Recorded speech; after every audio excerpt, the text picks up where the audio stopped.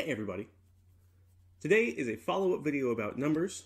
I was initially going to make a video about the history of all numbers in all the world, but I found out that I really couldn't boil that down enough. So this is a world history as it would be taught in an American history class. So I'm going to start with Egypt and Sumeria, go to Greece, and focus on Europe exclusively after that, and I'll talk about China for 5 seconds. I'm also recording this with my face because I think it would be too long of a video for my phone to handle. So you guys get to see me today. That'll be fun for you. So the big question that I'm trying to talk about is, how did numbers develop throughout human history? And in the beginning, I'm going to say that it started about 100,000 years ago with finger counting. So the problem with asking when people started counting on their fingers is the same as the problem with asking when did people start speaking with their mouths. We can't know when exactly that happened, or who did it first, or who thought of it. But there are reasons to believe that finger counting is hardwired into people. And it's because there are neurological connections between the nerves in the fingers and the nerves in the brain that are used to keep track of quantities. So it seems like we're biologically predetermined to count with our fingers and understand amounts that way. There is one thing that I think shows a possibility that we counted with our fingers in prehistory and understood that and kept track of things that way. There's a cave in France near the coast, and today it's mostly underwater. However, in Ice Age times, when the sea levels were lower, it was completely open to the land. And people went in there and they did cave paintings, and then the sea levels rose. And wherever the water was in the cave, it destroyed anything that they did on the walls. But the parts that were not submerged were then preserved. In the late 1900s, I didn't actually find out when, French divers went down there and got in there and found these cave paintings. And unfortunately, in subsequent expeditions, 3 people died. So this isn't a very safe or easy place to get to. But they went in another time and they recorded all the things that were on the walls. And there's the reg, horses and different animals and sea creatures notably. So we know that these peoples were near enough to the coast at that time, that makes sense, to catch things and feel a necessity to represent them on the walls. But there are also hand marks. And these handprints, there's 32 ways that you can put your fingers up and down, right? And these handprints have some of them with fingers down. And it just so happens that the only types of handprints on these walls look like this, this, this, this, this, and this. Actually, they don't look like this. I lied. There's only 5. So it looks like it's counting. So that's interesting. But that's like practically pure speculation. And I rambled about that cave a little bit longer than I should have because I thought it was really interesting. So the next thing that people would have done to keep track of numbers is use tally marks. We still use tally marks today, but tally marks are kind of the way that we know how to keep track of something without just having it on your hands. Because fingers are fleeting, but marks are forever. There are 2 animal bones that were found in Africa, so we believe that people were doing this for a very long time. I have here written down these bones are 40,000 years old. And one of the bones, the Labambo bone, has 29 notches on it. Now this can mean a lot of things. Grain of salt to keep in mind, it's broken on one end. So there could have been more notches. So, but 29 is an important number because it is the number of days in a lunar cycle, and it's the number of days in a menstrual cycle. So it could be people keeping track of the moon, or women keeping track of their cycles to know when they can get pregnant or when their time of the month is going to come. So that would suggest that women could have been the very first mathematicians. Like I said, grain of salt, this is speculation. In reality, all we found was a bone with some marks on it. So it's pretty clear that it's probably tallies. They're, perfect. You'll see a picture of it. Perfectly spaced little marks in a bone. Looks like someone put them there on purpose, that they were counting something. But what that means and how that functioned in their lives, we'll never know. The other one was the Ishango bone, and it's even more speculative what it could be. They're trying to associate, there's 3 rows of tallies, and they're trying to associate what those numbers in the rows could have done, and they think that they were keeping track of primes, but, it could have also just been marks on something to make it a more grippy handle, So after tallies, you're going to get up to complexifying those tallies and turning them into symbols. And that's going to start in Sumeria and Egypt about 5,000 years ago, around the same time as each other, just like most things when we talk about the beginnings of Egyptian and Sumerian culture. So the Sumerians, interestingly, had a base 60 system. They had 60 individual symbols that each represented a number. But in reality, that system was still pretty much base 10. So what they would do was they would have tallies that were straight lines that were ones. So you would go 1, 2, 3, 4, 5, 6, 7, 8, 9. And then when you got up to 10, you'd make a diagonal imprint with your cuneiform. Okay? And then it would go up from there. You'd get up to 59, and then you would round up to 60. So 60 would just be a line to the left of the next numbers, okay? If that makes any sense. I'll show examples of that on the screen now.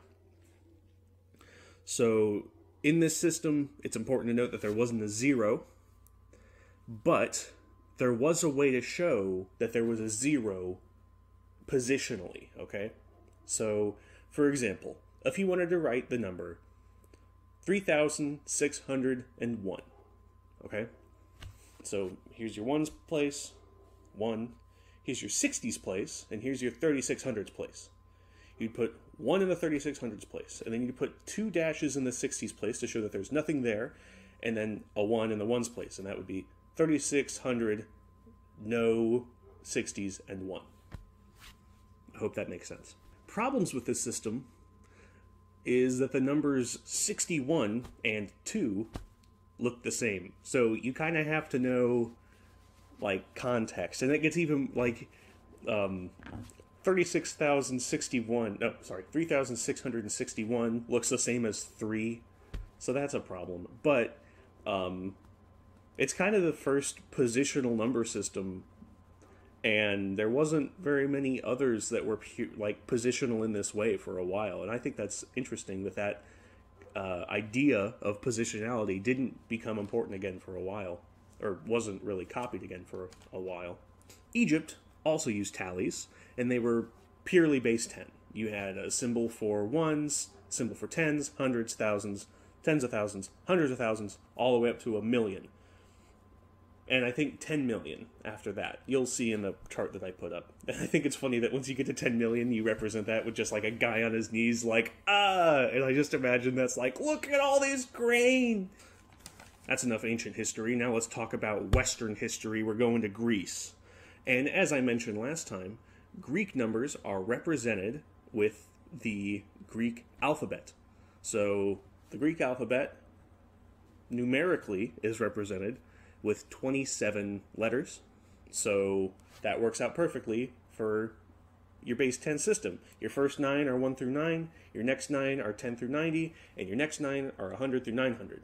And once you get to 1,000, you round back up to Aleph, or I completely forgot my Greek letters. Alpha.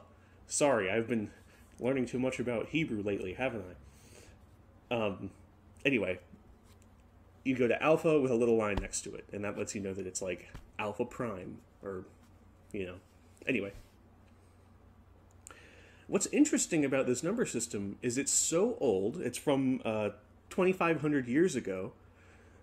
It has 3 letters in it that aren't in the Greek alphabet today. Kappa, Sampi, and Digamma, otherwise known as Wow. So, each one of these is like nuanced in their own way of why they're not used and what they could have been. So, Kappa, it looks kind of like a Q. It's from the same Phoenician letter that gave us Q, but it represented a sound in Phoenician that wasn't in Greek, so it made the same sound as Kappa. Kappa and Kappa, that's confusing. You don't need 2 letters to make the K sound. Just get rid of Kappa in favor of Kappa. It still exists in the number system. Then there's Sampi. So Sampi, it looks like this. And we don't really know what sound it made. We don't know what it was called, because it was the first of these 3 to become obsolete. We think that it made an S sound or maybe a TS sound, but we're not completely sure. Its name comes from medieval Latin trying to say that it looked the same as pi, because it was 2 lines with a line over it. Okay. And finally, we have Digamma, or Wow. So it's called Digamma for the same reason that Sampi is called Sampi. Digamma comes from a medieval Latin way to say that it looks like 2 gammas on top of each other. But this is one of those where we've deduced what sound it made. It probably made a W sound in ancient Greek, and that sound eventually merged with another sound and became obsolete, and they quit using this letter.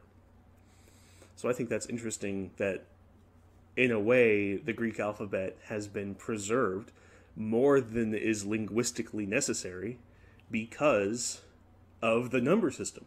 All right, now we're going to go back in time a little bit to Roman numerals. 2,900 years ago is when those started being used.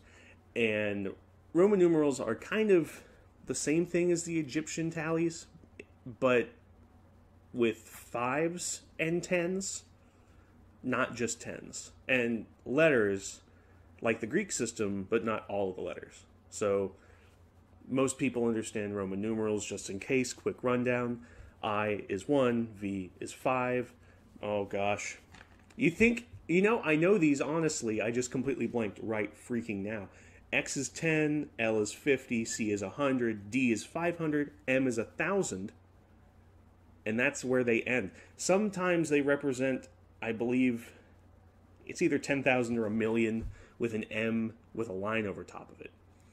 I'm going to look up and edit and make sure that I say that correctly. But that's the symbols that are used in the Roman numeral system. We still use these to this day in things like clocks and chapter numbers and dates sometimes. When we want to look extra fancy, stuff like that. They've kind of become a vibe in modern times, I think. And what's interesting is they're quasi-positional. So not only is it natural to build it with the largest on the left and the smallest on the right, but there's also this idea that if you have a smaller value to the left of a larger value, that means you're subtracting the smaller from the larger. So Star Wars Episode 4 is represented with IV because it's 1 subtracted from 5. Pretty simple. Now, going to the back of my loose leaf, okay, we get to Hindu Arabic numerals. These were being used in India with the Brahmi numerals 2,300 years ago. That's the parent system to our number system. There is speculation that they came from Shang Chinese numerals, which would make them 3,300 years old. There's this idea that maybe Buddhist monks came back from China or Chinese monks came to India. There was a lot of cross-cultural pollination at that time between China and India, and it could be deduced that these symbols came from each other. I think it's kind of bogus. I think it's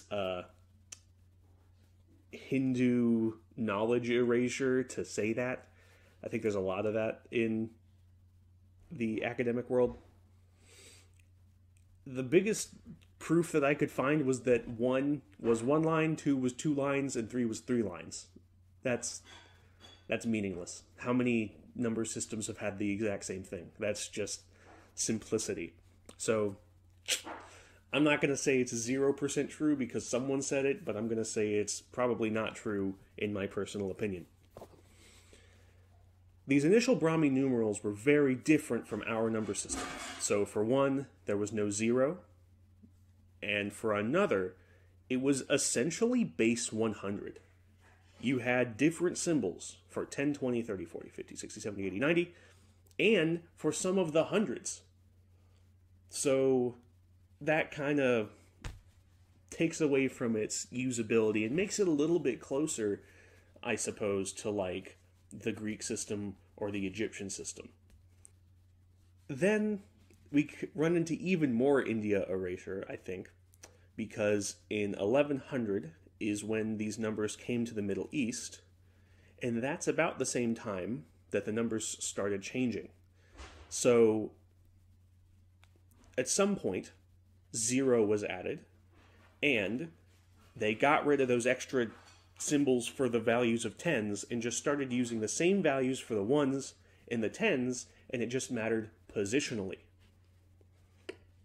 I think that it's possible that the Indian scholars got rid of those tens, and then the Arab and Persian scholars are responsible for the zeros and other mathematical advances that were happening in the Middle East around that time. Either way, through these Indian and Middle Eastern scholars, they ended up developing the system that we use today. The reason that I'm more willing to give these Indian scholars more credit is because in Thailand, unfortunately, they use the same number system. Why do you hate Thailand so much? Do you want to get me started? Do you want to know why I hate Thailand so much? Listen, all their numbers and all their letters look the same. It's okay. It's okay. It's gonna be okay. Was that cringe? Editing Matt here. I realized upon later research that the Indian scholars are the ones who made both the 0 and simplified it to the decimal system. So the Arab and Persian scholars didn't really do anything to change the system other than change how it looked and spread it around. This is kind of the point I was making when I was talking about Thailand. I realized I never really made that point, that because Thailand has the same system, it seems more likely to me that they would have gotten it from India as opposed to from the Arabs. Okay, back to regular video. Anyway, what's important for the rest of our history with these numbers is that the information highway from the Middle East to Spain in the Middle Ages brought these numbers there, and then the Reconquista brought these numbers to the rest of Europe. Ooh, editing Matt again. I just mentioned the Reconquista and kept moving, so I think it's important to talk about that for a second. In the Middle Ages, there was this thing called the Reconquista, where Spain, which was under Muslim control, was reconquered by like another European power. I don't think it was Spain itself. I think it was like maybe a couple countries, but I digress. What's important is that there was all this Muslim scholarship in Spain, and when the Europeans took it back, all of that scholarship got translated into Latin and brought into the European world. So things like Greek philosophers came back into Europe because there was scholarship happening in the Islamic world that wasn't happening in the European world. And when the Europeans took back that land, they gained that knowledge, they gained those books, and they gained those records that had been not lost, but kind of ignored in the European world since the fall of Rome. I think it's interesting that numbers is one of the things that spread to Europe during that time, along with things like Greek philosophers and more complex math and various mythologies. Okay. Now back to the real Matt doing the video. I think it's interesting that numbers and Greek philosophy were introduced to medieval Europe through the same mechanism.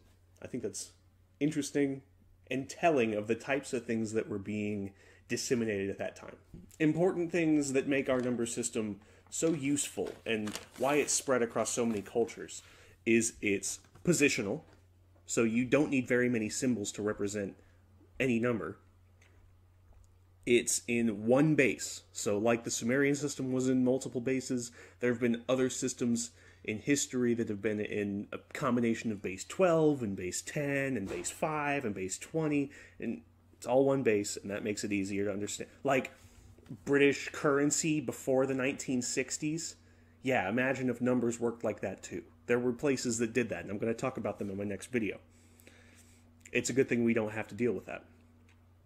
And it's easy to make ratios in this number system. So that was a big plus of things like the Sumerian number system. It was easy to make ratios, and it's the same in ours. But like making a ratio in the Greek number system, that's not as easy to understand. And ratios are the formation of numbers smaller than a unit. So it just makes it easier to express things. Thank you very much for watching Linking. Be sure to like, comment, subscribe, and have a great day. Bye-bye.